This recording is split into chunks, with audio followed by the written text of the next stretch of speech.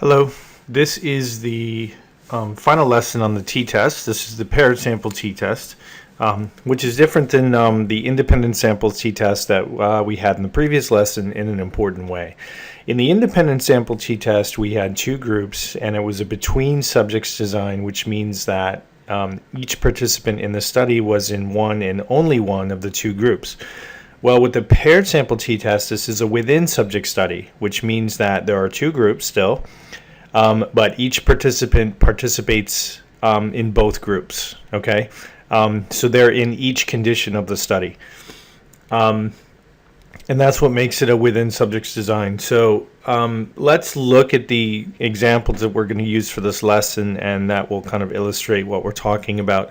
We're going to continue with the example of the military psychologist who is studying the effect of beta blockers on blocking traumatic memories. And we are measuring stress levels. So we're assuming that if this drug lowers, lessens the prevalence or the frequency of traumatic memories, that will presumably, result in lower stress. That's kind of our assumption. So in study 3, the same psychologist is convinced of the drug's effectiveness, and she wants to start conducting large-scale trials with more veterans. So she asked the government for a large grant to start the work, but her supervisors are not yet convinced, and they wanted to conduct a more controlled experiment. So she takes a group of 10 veterans, and what she does is, before they receive any type of treatment, she measures their level of stress on a 10-point scale. Again, 10, the higher the score, the more the stress, okay? And the lower the score, the lower the stress. So she measures their stress level on a 10-point scale, and then she gives them the drug for 6 months. And then at the end of 6 months or 3 months, as it says there in the example, they get the same test again. So this is kind of like a pre-test, post-test. So this is what makes it a within subjects design, is that each participant participates in both the pre-test, then they get the treatment, and then they're measured again. Okay, so right here are the scores that we're going to use in SPSS. So this pairing right here, the 9 represents the score before they got the drug.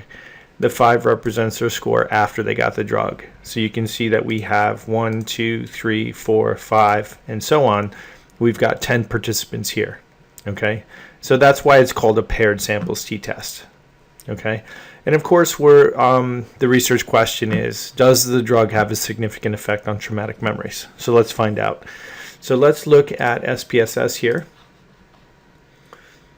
Okay, and this is pretty straightforward. You're going to have 2 columns of data. This is the score of the participants before they received the treatment, and here are their scores after they received the treatment. So you can see that our first case here, our first participant received a 9 on the pre-test and a 5 on the post-test. So a 9 before treatment, a 5 after treatment. And what SPSS is essentially doing is looking at the mean difference between these groups. So it's calculating the mean difference here, which is 4. Here it's 0. Here it's 2. Here it's 4, 4, 3, so on and so forth. Here it's -1. But that's not important for right now. But that's essentially what the test is doing, is it's looking at the mean difference between these two groups, which is what a t-test does. One thing that's important to point out here is that unlike the independent sample t-test, you do not have a grouping variable. Okay, so we don't need to tell the computer which participant is in which group per se, with a dummy code, a 1 or a 2 or something like that. So no grouping variable for the paired sample t-test. So real quick, let's go to variable view. Here's our first variable. It is a scale variable, so we don't have to worry about a label. Post-test is also a scaled variable, and we don't have to worry about a label. So very straightforward. Okay, so to actually run the test, you're going to click on Analyze, Compare Means, Paired Sample t-test, and then you're just going to bring over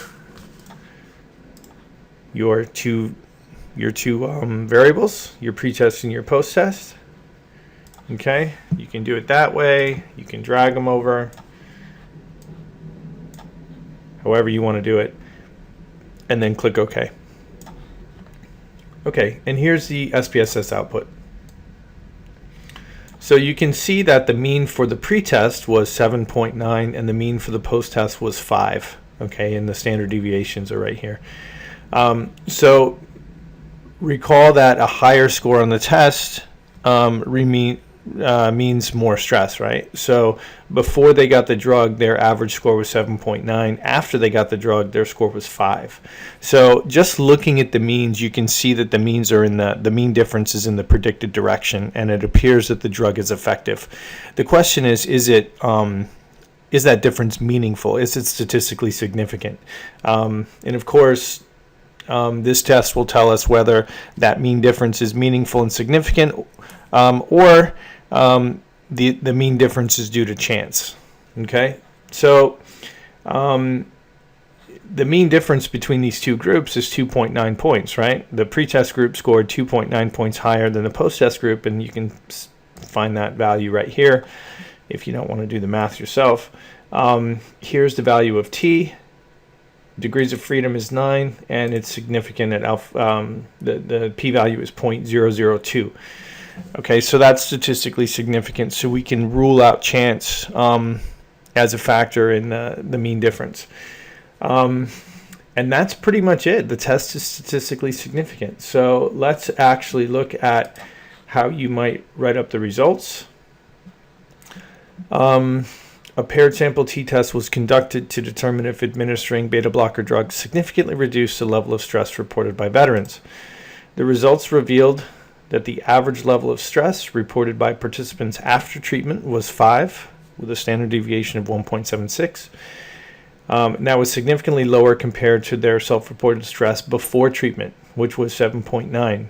Okay, and then we have the value of t, the significance level, and an estimate of effect size. These results indicate that the drug is effective at lowering stress in the PTSD population. Okay, and that's really all there is to it. It's very similar to the other t-tests that we've been doing. The reporting of the results is very similar to the other t-tests that we've been doing. Again, there are two key differences in this t-test that you have to keep in mind. First, this is a within subjects test. Each participant participates in both conditions of the study. Second, if you look at SPSS, right, you do not have a grouping variable. You set up the data file just like this. Okay, with the independent sample t-test, you have a grouping variable. That's very important. If you don't have that, the test won't run without it. So that's it. Until next time.